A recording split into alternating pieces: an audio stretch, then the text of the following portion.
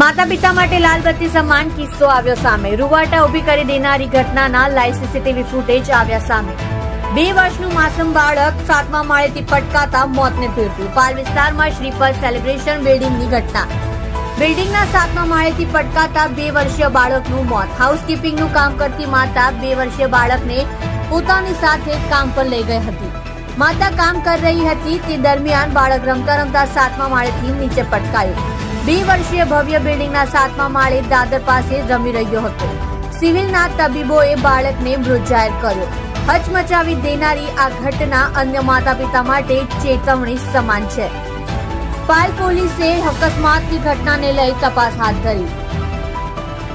તમે જોઈ રહ્યા છો સત્યની સાથ આપનાર સત્ય સમ્રાટ ન્યૂઝ ચેનલ તંત્રી શ્રી નિલેશભાઈ પાટીલની સાથે.